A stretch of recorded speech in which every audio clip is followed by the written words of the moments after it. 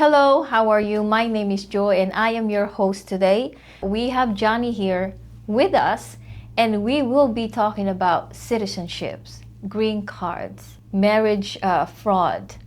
If you're detained by ICE, anything about immigration, we have Johnny here. And Johnny, welcome. Thank you for having me. Johnny, tell us about your experience in immigration. Well, my experience after serving in the military for almost 12 years, I joined USCIS. I worked there from about 17 years, from 2005 till 2022. And then I moved to the Department of Labor, where I just recently retired from. I worked a bunch of marriage fraud cases, was part of a task force with ICE and different agencies. So I've done a little bit of everything. Mm-hmm. That's one of the reasons why I decided to do this, because there's a lot of things going on where people are paying the money for a service that they don't need, stealing people's money. This is for educational purposes. We're not giving you any legal advice. We're just basically sharing my experience. Can you talk about citizenship, the process, and what you do Sure. with your clients? So this is what I do. When a person comes in and said, I want to apply for citizenship, I already have my time. I believe I qualify now because I have the 3 years if I'm married to a citizen, or 5 years if I got the green card through a different program. So what I do is I ask for the documents, because I want to evaluate the document, look at the dates and verify that indeed they could apply. Because some people, they will hear something like, oh yeah, after a year you could apply for citizenship, but you need to meet the requirements. And what we do is we pull out the form will give you the requirements, we verify that you meet those requirements, and we go down the list. We'll ask for the documents that are listed there on the instructions. Everything is on the USCIS website. And on top of that, I will have the person provide the documents that I know they're not listed there. For example, the transcript is something that is always, sometimes they give you the option, oh, send your taxes. No, send your transcript, because they're going to ask for them. Okay. Even when USCIS sends a request for evidence, specifying how to get the transcript, that it even gives you the form number, people still go back to their accountant to get a copy of the 1040. That's not what USCIS is asking for. I've seen plenty of people getting denied because their response to the request for evidence is not what they're asking for. So all this is basically moving me to do step-by-step guides, which, by the way, if you guys need it, just comment below that you want the guide for citizenship. I do mock interviews. We go through the process. That way you understand what the process of the interview is. Because a lot of people came in with their green card already. So they never been to an immigration office unless they went to do fingerprints. Besides that, they don't have that experience, and it's shocking sometimes. I've seen people sweating, nervous, shaking, because they see so much stuff. There's so much content out there. So when you see them in person, you literally do a mock interview. You practice like they are in the immigration room. The ones that have done it, they could tell you. I've done it for all different services. And I put pressure on them, because you don't know what kind of officer you're going to get. You don't know if it's going to be a nice one. You don't know it's going to be a hard one. You don't know what type of day that officer had that day, because they're humans. Yeah. So, sometimes you get one of these persons, officers, like, oh, I'm not a morning person. You say good morning, they don't answer back. There's others that you want to tell them, look, I had the document. Oh, I'm the one that asked the questions here. When I ask you, then you give me whatever I ask for. So you will prepare them for the real thing, because you have been behind that. Exactly. You were that person behind the desk, right? I'll give you an example. Or behind that window. I've done it all. I did it when prepared a file when I was a clerk. I worked at adjudication, answering questions. I adjudicated. I did the interviews. And I was the one basically reviewing the denials and all the documents and swearing the people in at the ceremony. So it's a matter of understanding the process. What we do at the mock interview is, like, if the person, their English is not like very, very good, I go over the application. Like, if they speak Spanish, I go over each question in Spanish. Okay. If they speak another language, we try to use one of the translators to understand, that because you need them to understand what the question is. Okay. Because a lot of people have this mentality that taking the civics question, the writing and the reading is the actual test, and it's not, because you have to answer all the questions from the form. They're gonna go and cover that. So if they ask you why you want to become a citizen, the person just get like a deer. Blank, yeah. Yeah. They freeze and they don't know what to they say. do, because it's not a question in there. Okay. So you have like a series of questions. I go over all the questions from the form. I ask them in different form, paraphrase them, because you don't know if they're gonna ask, like if they see you that you don't understand, they're gonna change it a little bit to make sure that you are answering to what they're asking. A lot of people memorize. I see. Like they'll say, okay, if you hear have you ever, every time they ask you have you ever, is a no. But then when you ask the person, what does that mean? Right. They're like, Yeah, they so can't tell this you. mock interview is super important because applying for citizenship, just the thought of going there, is scary, right? So to have someone like Johnny and really go through the questions, someone that just didn't take it from a book, but actually through experience, because he's been there and he has done that. So citizenship, that's something that he does. And of course, we kind of went a little bit backward, but because before citizenship, you apply for green card, right? So Correct. Green card, can you talk about green cards?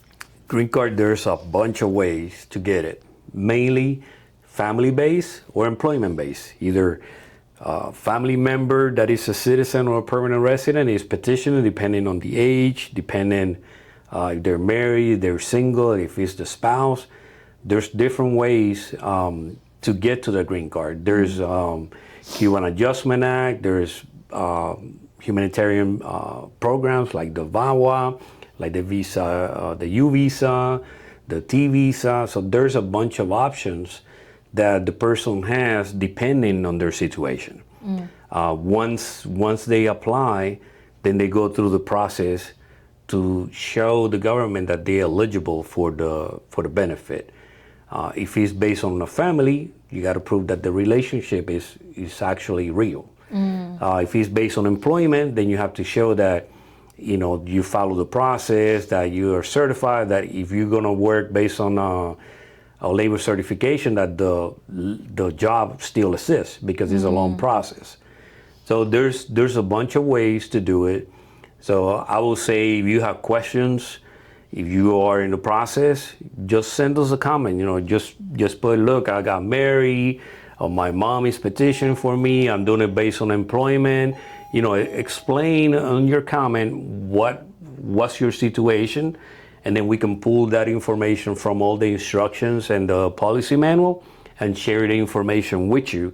That way you know what the process is. And then they can definitely apply for a green card on the USCIS website. But if they need help to review it, because sometimes it gets intimidating for others, to complete those applications. Is Correct. that something you'll help them with as well? Yeah, we help out with the form preparation. We help out with the review. We help with the interview preparation. We do that as well. Even when they need an attorney because there's a criminal background or there's something complex in their case, we have attorneys that they don't work for us, but we have attorneys that we refer the clients to. We have, people that have worked the trafficking cases. We have people that work with criminal cases. We have ex-immigration judge that we send the cases to. So the only people that I refer to are the people that I personally know, that I met them while I was working in immigration, and I know the type of service they give to their clients. Okay. So those are the attorneys that I refer to. Which is very important because you've worked Correct. with them before. It's hard when you go to a high school to give a presentation to explain how immigration works, and that's when the kids are finding out that they don't have a green card, that they're not citizens. Oh, wow. Because they have been here for so long that they hardly speak any other language, and they thought their paperwork was correct. until they apply to go to the college. And when they ask that question, the parents have to tell them, like, well, you don't have papers.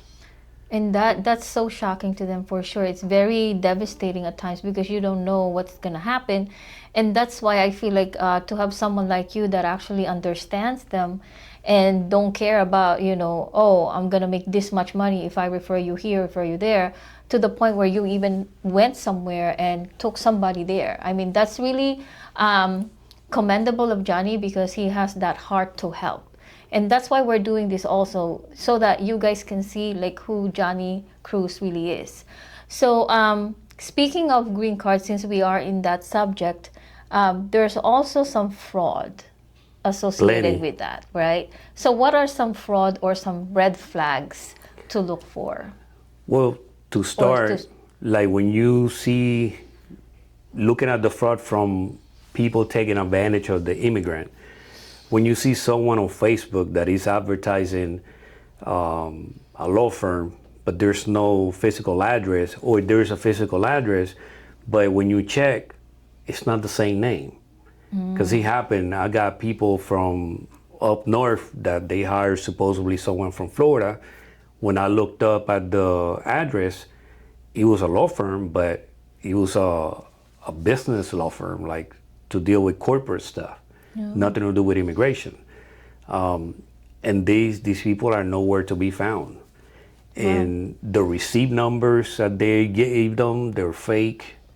So you need to look for an I-797. Anytime you apply for a benefit with immigration, it has to be, you have to go into the USCIS.gov, you got to look at the forms, and there's a fee calculator also, and it will show you how much the service is, like how much you got to pay for citizenship, or, you know, you got to keep up with it because it's been changing too often now that you can't even keep up.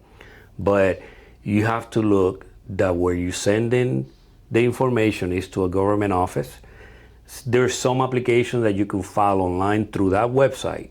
There's other websites that try to make it look like it's the official one, but no, that's why you have to create an account in USCIS.gov, and then whenever you're gonna file something online, you have to log into your account. Every time you log in, it's gonna send you a PIN number, and then it changes. It doesn't matter if it's yourself or your husband, it doesn't matter who it is. That's a safety feature to make sure that no one has your information filing something on your behalf. If you have someone helping you, like a preparer, a notary, or a church, it doesn't matter who it is. If it's someone helping you and they create the account for you, you need to have access to your account. That information, you need to have it, because the people that applied for asylum years ago, they have people create accounts, submit the paperwork. They don't have a copy of the paperwork. They have no clue on how to go into their account. When you try to request to reset the account and ask for the online access code for the forms, it takes forever to get them. And if they send an appointment and it goes online and you don't have access, you didn't show up, guess what? Your case has been denied. Wow. And that's what's happening right now. So USCIS.gov is a very important website. At least to prevent fraud, you can go ahead and create an account and do all that with authentication. And actually, if there's information where you could report people. Like if you've been taken advantage of, there's a link there that you can submit the information to. There's also, when you go into the ICE.gov, on the top of the form is going to have a phone number that you could call and make an anonymous report, or you can file it online. Okay. So another thing for a green card is marriage fraud, since we're now on the fraud subject. Can you talk about that, marriage fraud? So what is marriage fraud? Some people think that I got married to a citizen, he was trying to help me out, but then we fell in love. Well, the intent was to circumvent the immigration law, go around what the law says to get a benefit, making the government think that they were a real couple. Doesn't matter that they fell in love afterwards. You need to fall in love first, and don't use the immigration love like some people do, that they come in with a visa and 2 weeks later they're getting Get married. married. Oh, And it's then too when soon. I mean, It can I don't happen, even know but how to too soon. explain. That's why I call it immigration love, because it is hard to explain how that happens. It doesn't matter what country you're from. It's just not normal. Yeah, a lot of people say, "Oh yeah, but by the time I get interviewed, I'm gonna have a year." Yeah, but the question remains: how long did you meet each other? How did it come about getting married? If you enter the country supposedly to go to Disney, and then you stay and got married 2 weeks after, how you gonna explain that? You know, that's a red flag all over the file. You know, that's, you're gonna have to answer a bunch of questions, because especially if you can show that you knew each other before you enter the country, it's hard. And even if you knew the person before you enter the country, if you say, "Oh, I had a relationship for 3-4 years before I came in and stayed," well, you lied at the airport, because your intent was to stay. Unless the person proposed to you after you came here to visit, that you were not expecting it, that's something different.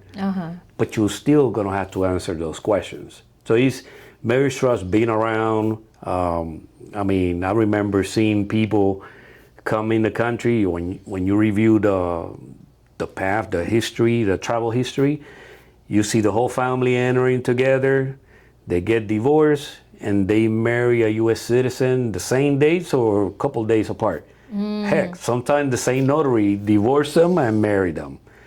I mean, come on now. It gets too obvious sometimes. It is. And then you're still gonna get caught. So Sooner or later, you're gonna get caught. Because during the interview or whatever, if you apply for something else, so it is a big deal. So another thing too, people work hard to get their citizenship, to get their green card, and then at some point, they did not apply on time, and then they get picked up by ICE. So you were just telling us a story about this. So Yes. can you tell us all about this Look, ICE detention? immigration change. If you are in the immigration business and this is the only line that you have to generate your income, you need to start looking for something else, because everything is changing. If you only do one form type, you gotta move, because everything is changing. If you're married to a U.S. citizen and you're supposed to do the applications to go through the process and get your green card, don't wait.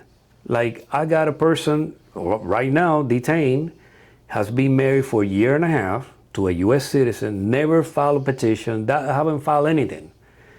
Why? Because someone in TikTok said you need to wait 2 years, so when you go to the interview, you get the permanent green card.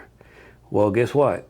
You're not gonna get to the permanent green card, because right now, if you are out there and you don't have a status and you get stopped, which is what happened to this guy, they're gonna detain you. You have to show the government that you have a way to stay here legally.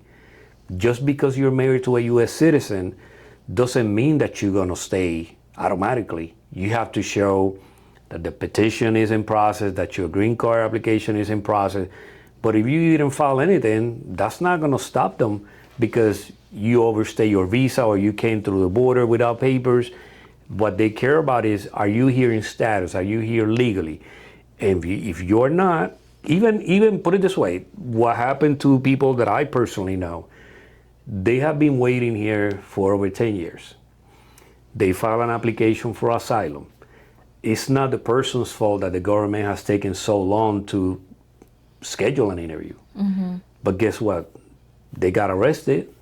They got detained because when they came in 10 years ago, they overstayed their visa. They have an application for asylum pending. They had their work permit. They had the license. But how do you explain a person, you telling them you're protected, we are protecting you while you go through this process, and now they're getting arrested? So yeah, they did stay, they did violate the law, but then the government offers a service, a benefit that of course they have to qualify, but is it their fault that the government has taken 10 years to do the interview? they don't have control over that. Right. They get a work permit. They doing everything legally. They employ people. They have businesses. They pay their taxes. They're doing everything. The only thing that they're waiting on is on that interview. Right now, they getting arrested. Some of them even signed their voluntary departure because they were told they were going to be in detention for a couple of months before they could make a decision. Oh, So wow. they left. So some people would rather just go instead of wait for that, right? Because You know, you can still get arrested even though you have application pending because they cannot verify right there and then, right? So yeah, some people get detained and they'll review the information because the problem is a lot of the people out there are taking unnecessary risks. And they being irresponsible, even the people that have a green card already, they being irresponsible and they don't carry their green card. When you ask them, they're like, oh, it's in the safe. I didn't want to lose it. Well, by law, you're supposed to have it with you. So if the police stops you and you don't have it, it's not ICE, it's not the police fault, it's yours because you don't have the document. I know what they're going to say. Oh, you defending ICE. I'm not defending ICE. They following, certain rules that they giving them, certain instructions that they're being given, but you got to do your part because, you a lot of time you see people where you tell them, oh, I don't have to give you this. I don't have to give you that. Yes. Why are you going to take that attitude when if you have your green card, all you have to do is show your green card, let them review the information and move on. And you're good to go, right? Yeah. But, it's what's going on right now. There's a lot of people afraid. A lot of people have been asking me, what should I have on me? Yes. So, I've been telling them, have that receipt showing that you have an application pending. Have your green card with you. If you're a green card holder, have your green card with you.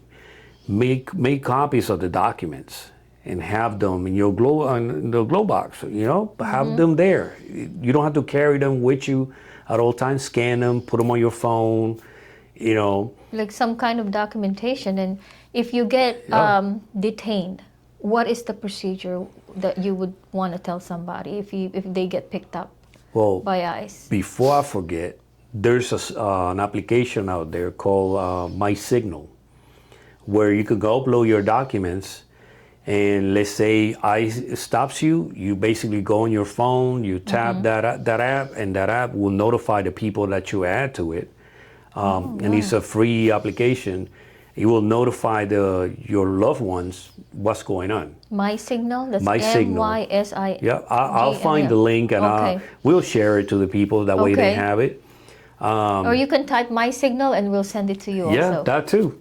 And, you have to share information. Whatever is out there that works, you have to tell someone about it. You can't, it's not helping anyone if you have some knowledge of what could help a bunch of people and they don't know. Keep it to yourself. Yeah, right? Because that's a good app because it will notify your people, like your loved ones and friends if you get picked up. It's kind of like calling, like when you dial 911. Okay. It's kind of like that. It's kind of like that. Okay. But you need to have those documents. You need to have evidence with you. I mean, once they get picked up, like, what do they need to do? Because you said they're not able to make a phone call yet until they get booked. Yeah, they're gonna take them through the process. So there's on the ICE website, you can put their alien number, and that's the purpose of that application. That the loved one will have everything right there, everything at once that they could use. But you can go online, you can put their information, and until they're processed, you're not gonna know where they are. So once they get basically booked, that they're assigned to a place, then they could call. They can make a phone call and tell you, hey, I'm at such and such place. That way you could take action from there. Once that information is updated on their website, normally there's a phone number. If you need to contact that detention center, there's a number there. Now, let's not confuse being picked up by the police and ICE being the same thing. It's two different things. So, like, let's say you got picked up by the county police because you were speeding. So they take you to jail. For example, let's say you didn't have a license, or they determine you don't have status and they detain you. So you are with the county at the county jail. Normally, depending on whatever charges a person has, they could apply for bond or bail. Okay. And that's with the state, that's with the county, that's not with immigration. So normally what it does is triggers the cops to call ICE and let them know, hey, I have this person, they don't have a status in the country. They'll basically send the information, and ICE determine if they put a retainer, a detainer. Detainer. A detainer on them. And what that does is it transfer the person from the county to ICE. Is that usually the process Yes, normally? It's yes. not directly ICE will get you? I mean, ICE could get you. I've seen it. If they have information about you and they watching for you, if they are like at the commercial places now that they are driving around, they're in civilian clothes, they're at the airport. Restaurants. I mean, they're all over the place now. They could basically approach you and ask you for your ID. And that's what a lot of people say, oh, the Constitution covers me, blah, blah, blah. But then you've seen that people have gotten killed. So you don't want to take unnecessary risks. I'll show the ID. Just comply and show what you have. Yeah, I mean, people are going to say, oh, yeah, you're saying that because it doesn't happen to you because he's a citizen. Well, there's plenty of citizens that have been detained. There's plenty of citizens that have been arrested, harassed, and killed for the same reason. So if you're a citizen, you should also have some form of documentation. Well, with you, normally or- the Real ID Act, Real ID? you know, when you get your driver's license, you're documenting where you're from. So they have access to that. Okay. They could see if you're a citizen or not. They will, you know, they have their access to determine who's here legally or who's not. So those citizens that do get detained, is it because they have some prior maybe or something happening? Sometimes it's because they get loud because they don't like the injustice. And so they think, if you've seen some of the riots, it's like, okay, I'm going to detain you because you are there because of the officer's safety. So because they're trying to control the situation, if you're part of it, you have a good chance of getting arrested. Once they see that you're a citizen, then you're going to get released. Now you start fighting them, that's a different story. Because, you know, think about it, if they think that their life is at risk, they can take action against you. So, you know, and we could agree to disagree on everything that has gone on. But it's, you know, there's times where you have to think, if in my original country I'm not allowed to do this, why should I come here and do something that I wouldn't do in my own country when you are here as a guest? Yes, I understand that, you know, we need to stand together, we need to voice our opinion. There's ways to do it. And I will tell you, if you are in an asylum process, don't take unnecessary risks, because what they're gonna do is say, okay, you don't have a status here, you overstay your visa. That's a charge. When you look at the documents from the court, that is the charge that is there. And if you start fighting the police or ICE or whoever from law enforcement, you have to think that they're gonna consider your moral character. So that's not a good showing for you. Yeah. So I will say, you know, just, you know, you have to pick your battles. Yeah. And this is not the time, this is not the environment that you want to be picking a fight against the government, because more than likely you're going to lose. Right. So to me, what's important, everyone that calls is I stress having their documents, having their family members have a plan, you know, have everyone informed. If something happens, where are you going to meet? You need to have a route, like just like when you're in a building and you're looking for an evac plan, you need to have the same, because you need to be aware if something happens, what's your meeting point? Do you have that? Do you have a plan for your house? You know, what if? You know, what if you get detained? Do you have, you know, underage children? Who's going to take care of them if you get detained? So you need to have an action plan. until, your situation settles. But you can't wait until it happens to say, oh, I need to do this. Even this morning, I was mentioning to you, this morning, I got a call from a detention center. I'm not sure what they thought I will be able to do, but obviously someone was watching a video or they saw me, because I have no clue on how they got my number. But I will tell you this: if you have a family member in a detention center or in county jail, you need to contact an attorney, because time is of the essence. That time frame from the time they get picked up till they get transferred to ICE and they get moved out of state is short if you don't take action. So if you wait and you think it's going to be a couple of weeks, by the time you decide to take action and protect your loved ones, they're going to be in another state.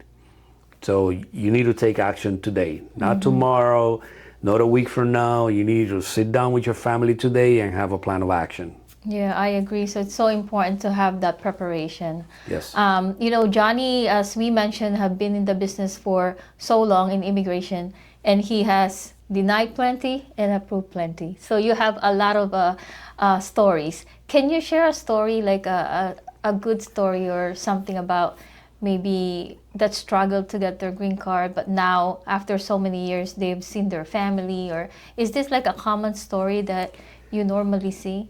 I mean, there's some that hit you more than others. Like I could tell you, I have a person, a family that got referred to me. They were using an attorney. They got charged X amount of money for a process. The process didn't go through. They got denied because they didn't respond to a request for evidence. That's when I got involved, because by the time they came in, the first thing I looked was at the status. And by then I already knew, and I told them, your case is going to get denied because the time frame to answer already passed. So we contacted the USCIS customer service. We explained to the person on the phone what happened. They said, look, the file is already assigned to be denied. We contacted the attorney's office, and instead of trying to help, what they did was try to argue, saying, no, we haven't received anything. And I said, well, look, you got a letter about a week after the application was received. It shows where it went, because we got a copy of the documents. The address is the correct one. But even if they didn't get the letter, there was no follow-up. Because, months went by. By the time I got to this family, it has been like 7 months. So if they were following up on the case, they would have seen, because that's what I saw online, on the public website, that something was requested. So what we did was address what was requested. We ended up doing a motion. The case got actually denied. We ended up doing a motion to basically submit what they were asking in the first place. It was the attorney's fault, the office. Oh, wow. And then they wanted to charge again. They wanted to charge the client to do the response, to basically submit a motion with the information. So we did it. This person had been outside their own country. They've been here over 26 years without going back to their country. 26 years. Yes, without seeing their parents. So last April, they were able to go and see their parents. Wow. That's a good story. Yeah, that's 26 years. Yeah. Wow. You did some really good job there, Johnny. It's hard, because sometimes, you get frustrated, because it's like the person, some even prepares attorneys, they look at a file like a number. They're not a number. It's a family that gets impact. And I'll give you another story. I had a family, it's a family of 4. They, U.S. citizen, wife and 2 kids. They had a good marriage. They lived in another country before. They came here due to a family member illness. So they come to the U.S. They go and ask to, to do the process. They went to one person. They told them X amount of money. They went to another person, gave them, pay, X amount of money. The paperwork never made it. So then by the time I get to them, they already spent basically their savings. Wow. So we did the process. The officer that did the interview wasn't so happy, I guess, to see the type of case that he has. He didn't want to hear from the U.S. citizen explaining like, look, we already been through this, and this is what happened. They didn't care for what happened. Then decided to ask questions to an 8-year-old kid, which, come on now, he's 8 years old. So the kid got so frightened that he started shaking and crying on top of the dad.